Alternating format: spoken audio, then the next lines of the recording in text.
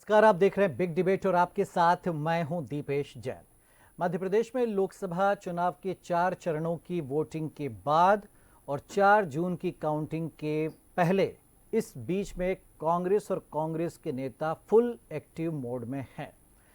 इसका मुजाहरा पहले तो कांग्रेस की जो अहम बैठक हुई जिसमें कमलनाथ जैसे बड़े दिग्गज नेता शामिल हुए उससे लगा, और उसके अगले ही दिन आप देखिए कि जो पीसीसी चीफ हैं जीतू पटवारी, उनके जो मीडिया एडवाइजर हैं पूर्व प्रदेश मीडिया कांग्रेस प्रभारी के मिश्रा, उनका एक बयान आज सियासी हलकों में खूब सुर्खियां बटोर रहा है। के मिश्रा ने दो टूक कहा एक बयान जारी करते हुए कि कांग्रेस छोड़ करके जो भाजपा में गए हैं, अब अगर वो भाजपा में आए या उनको भाजपा से कांग्रेस में लाने की किसी ने कोशिश की तो हम चुप नहीं बैठेंगे।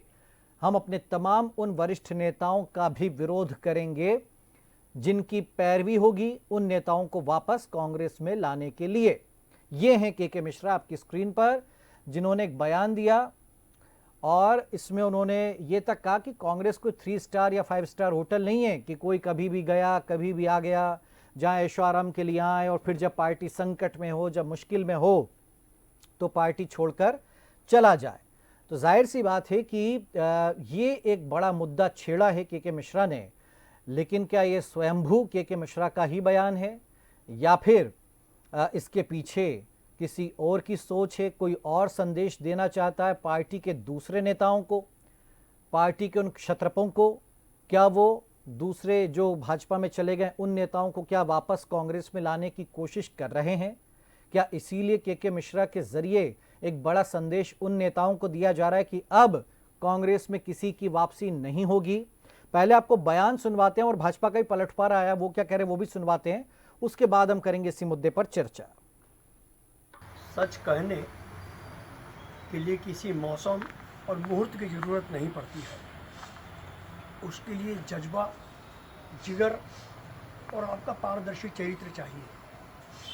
आज भीतर घातियों को लेकर पूर्व मंत्री आदरणीय सज्जन सिंह वर्मा जी ने जो कहा है, मैं उससे 100% सहमत हूँ। सिर्फ भीतर घाती नहीं, वे गद्दार जिन्होंने इस संकट के दौर में हमारा पार्टी और विचारधारा का साथ छोड़कर भारतीय जनता पार्टी जैसे फांसीवादी संगठन को ज्वाइन किया है, वो भी यदि कभी पुनः प्रवेश कांग्रेस में करने की कोशिश करेंगे या जो भी सीनियर लीडर उन गद्दारों को वापस लाने की कोशिश करेगा, मुझ जैसा कार्यकर्ता उनका भी विरोध करेगा। क्योंकि कांग्रेस पार्टी कोई 3 या 5 स्टार होटल नहीं है कि जहां ऐशो आराम करने के लिए आदमी आए और संकट के दौर में चला जाए।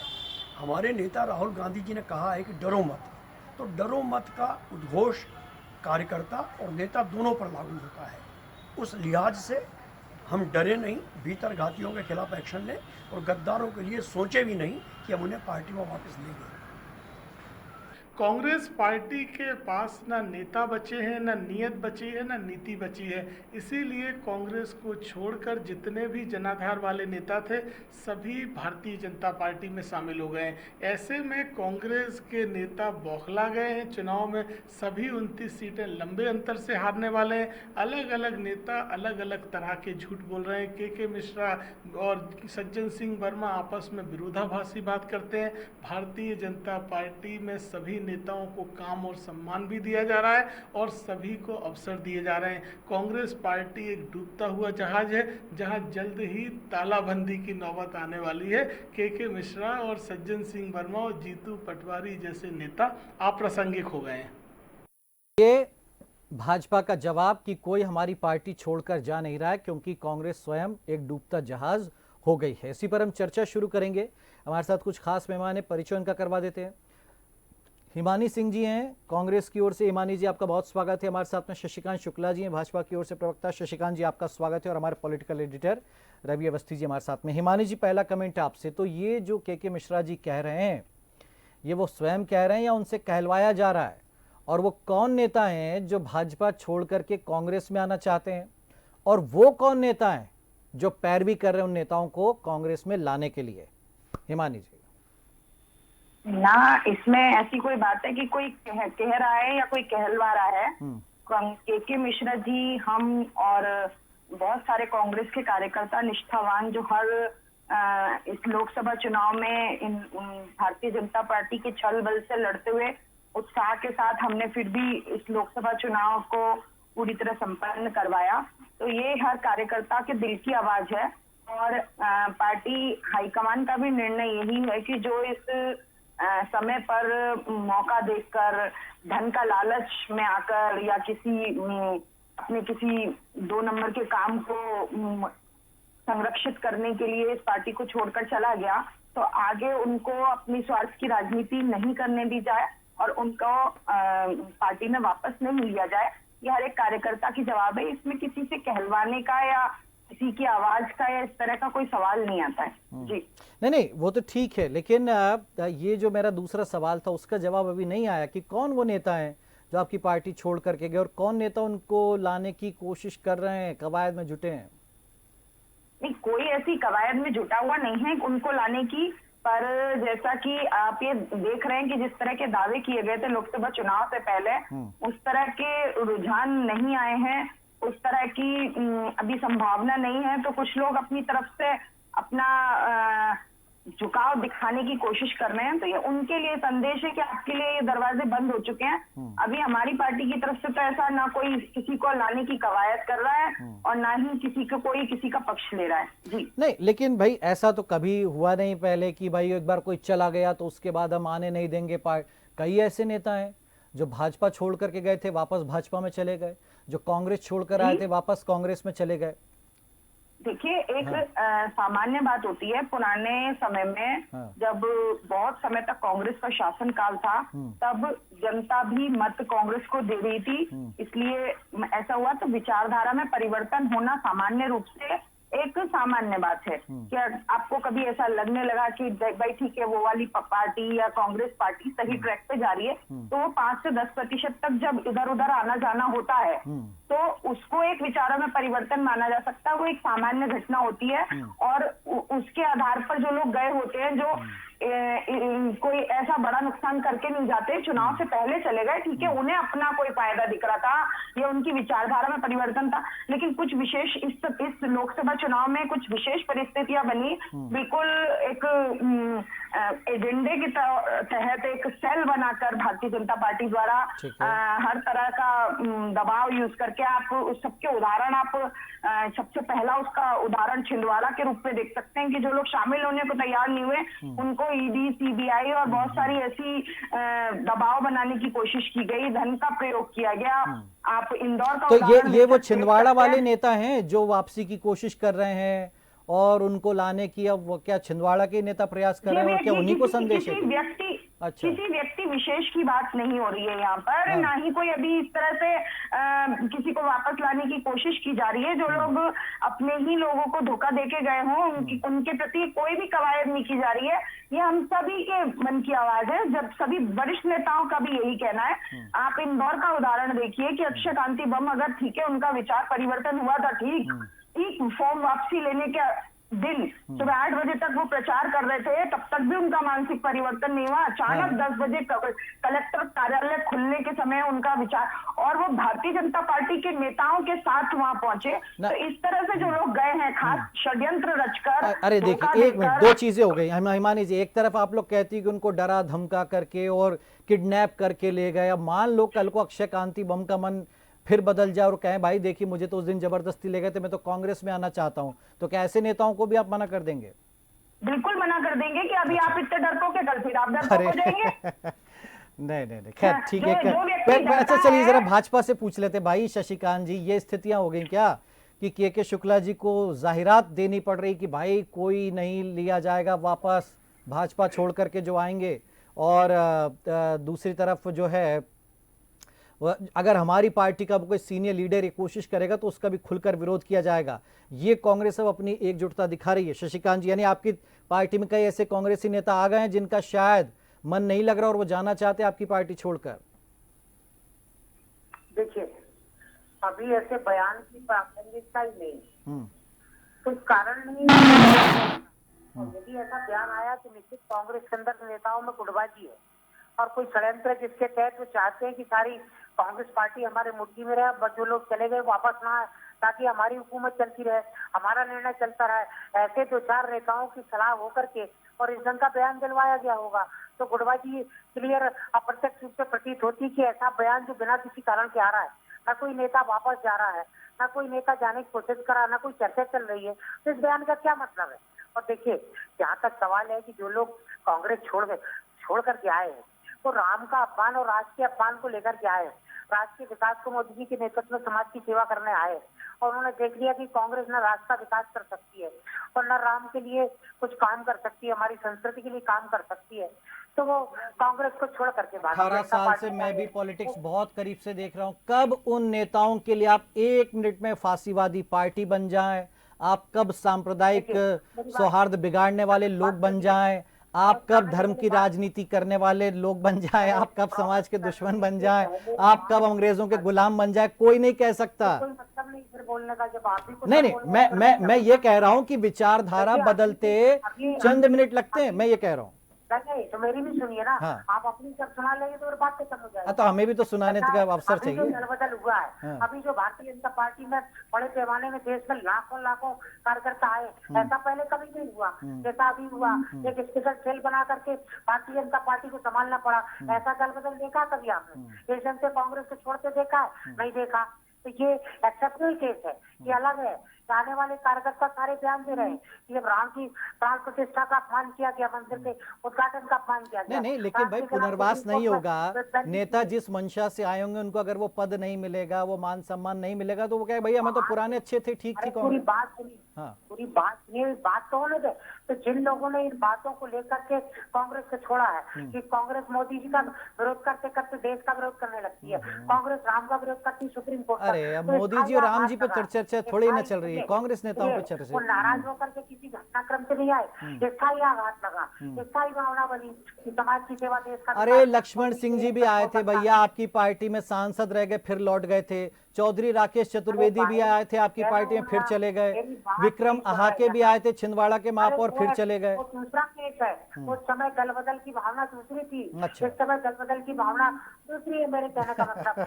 तो ये बड़ा मजेदार है। हिमानी जी भी कह रहे कि नहीं, जो पहले चले गए थे वो मामला अलग था। शशिकांत जी भी कह रहे कि पहले जो वो मामला अलग था, अभी बिल्कुल हालात। हाँ, आपने इतनी बड़ी संख्या में दल बदल देखा क्या? हाँ, इतनी बड़ी संख्या में कार्यकर्ता कांग्रेस छोड़ के गए क्या? हाँ। आपने बड़े बड़े नेताओं का बयान देखा नहीं ठीक देखा? है, मान लिया ना हमने। नेता सब चले आए।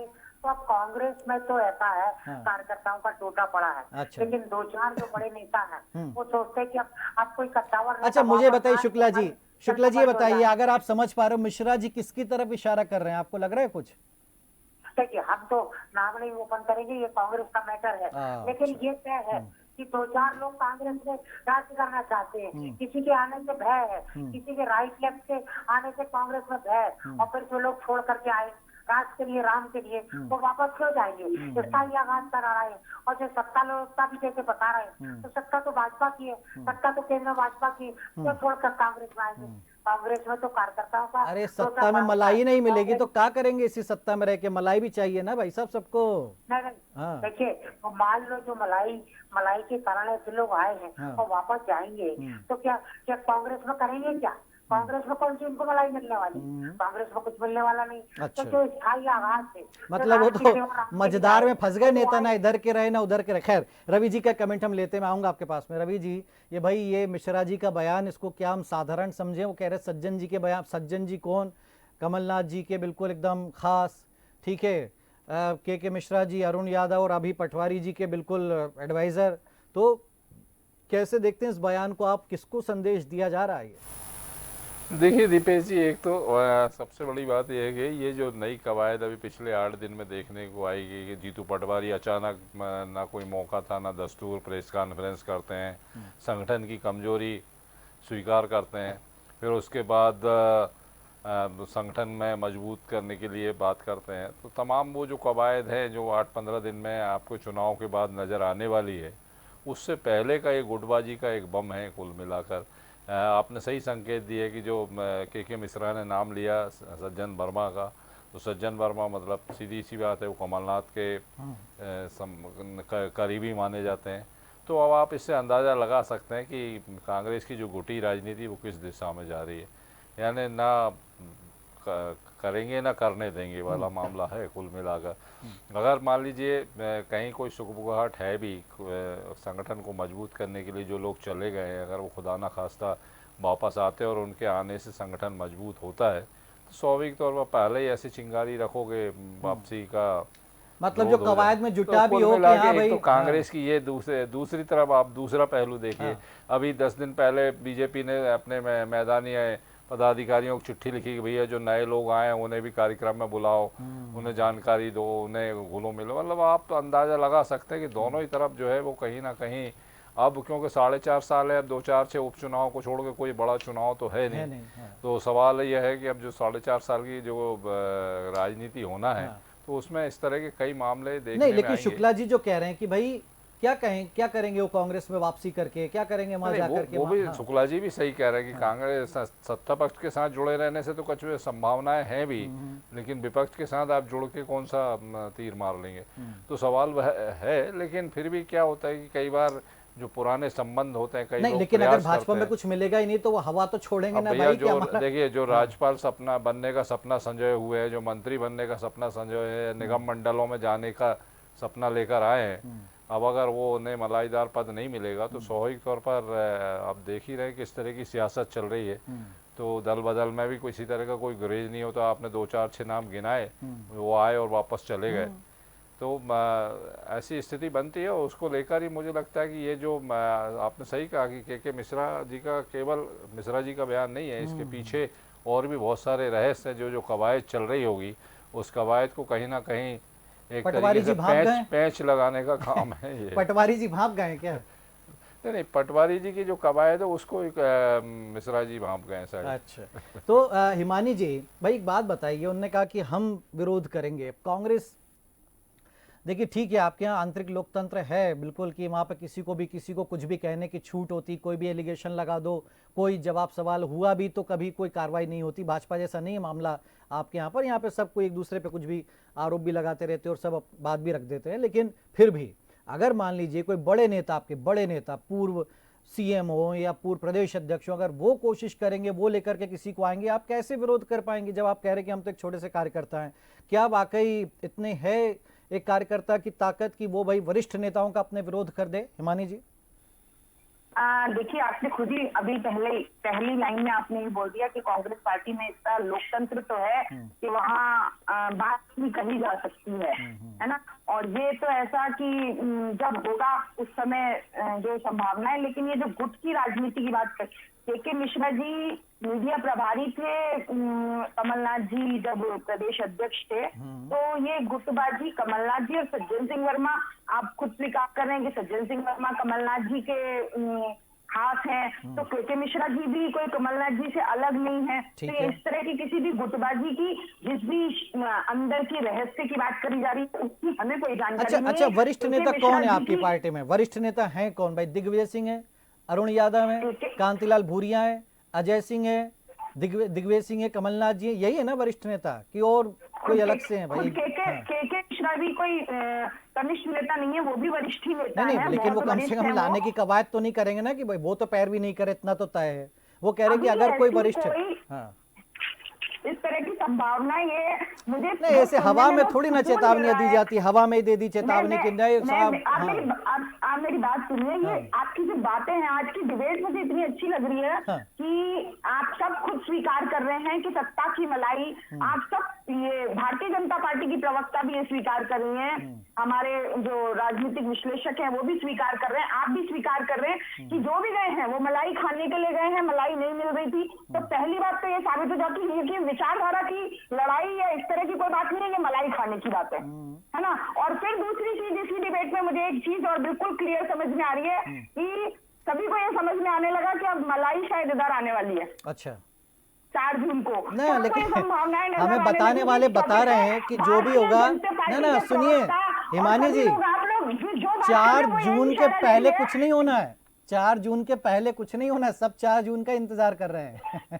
सब 4 4 जून का इंतजार करें, वही मैं बोल रही हूँ। लेकिन क्या होता है, संभावना है, आप लोग तो मीडिया जगत से जुड़े हुए हैं, राजनीतिक विश्लेषक नहीं, हैं, मैंने एक और लाइन जो कही हमारे कि अगर भाई हैं। नहीं मिला तो भाई वो हवा भी छोड़ी जाती है साहब।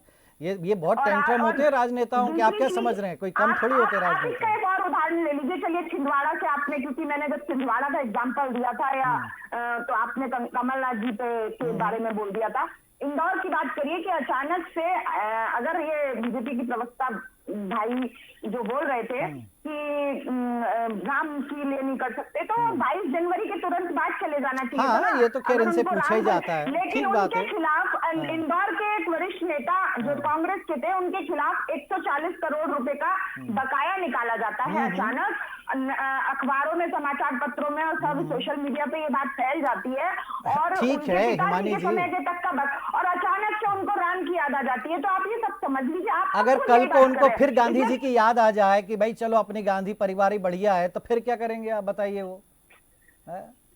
फिर मना कर देंगे, नहीं लेंगे हम साहब। बिल्कुल बिल्कुल मना कर देंगे कि कल आपको तो अवैध धंधे हैं आपको तो उनके संरक्षण के लिए आपको अच्छा, तो ये भी आपको बैलेंस तब से पता इधर चला उधर जब वो नहीं भाजपा में लेना। चले गए? नहीं हाँ। आपको नहीं मालूम है क्या कि उनके पिताजी भारतीय जनता पार्टी के नेता थे? बिल्कुल पता है, मैं इंदौर का हूँ हिमानी जी, मैं इंदौर ही का हूँ। जी, तो उनकी खदान से जो बकाया था वो आज एक प्रेशर की राजनीति, दबाव की राजनीति तो डालने ऐसे के लिए नेता थे आपकी भारतीय पार्टी जनता में जो पार्टी- गलत करते थे, यही तो हम भी उनके कह रहे हैं ना। पिताजी भारतीय जनता पार्टी के नेता थे, उनके नाम से वो खदान थी, अरे, उनके शासन आपके टिकट पर वो विधायक बनते हैं, आपके टिकट पे महापौर का चुनाव लड़ते और आज भाजपा। वाह साहब, ये बढ़िया है।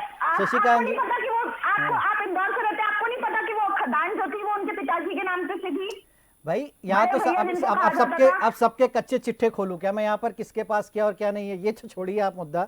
लेकिन नहीं, शशिकांत जी, और- नहीं ठीक है, शशिकांत जी का कमेंट ले। शशिकांत जी वो कह रहे हैं कि भाई ये तो हमने आगे के लिए कभी से एडवाइजरी जारी कर दी कि भाई अगर कोई कुछ ऐसा करेगा तो हमारे घर के दरवाजे बंद है। अब बहुत हुआ सम्मान, अब जो है अनुशासन का डंडा चलेगा और डरने से काम नहीं चलेगा। और ये जो चीज़ें चल रही है, मतलब कि अब ये होटल नहीं है कांग्रेस कोई कि 3 स्टार 5 स्टार समझ के आ गए, रुके और अपने फिर चले गए। मतलब आज आप थोक बंद ले आते थे नेता, आप गए तो गए, अब कांग्रेस के दरवाजे बंद है। शशिकांत जी, देखिए मुझे थोड़ा बोलने देंगे बीच में। जी जी बोलिए आप बोलिए। देखिए क्या है, कांग्रेस की कोई नीति नहीं है, कोई नियत नहीं है, कोई दीन नहीं है, कोई धर्म नहीं। अब कांग्रेस का कोई नेता नहीं है। आज कांग्रेस ये कह रही है, कांग्रेस के जो लोग इस बात को कह रहे हैं वो इतनी बड़ी हैसियत में नहीं पूरे कांग्रेस के निर्णय को सुना दे।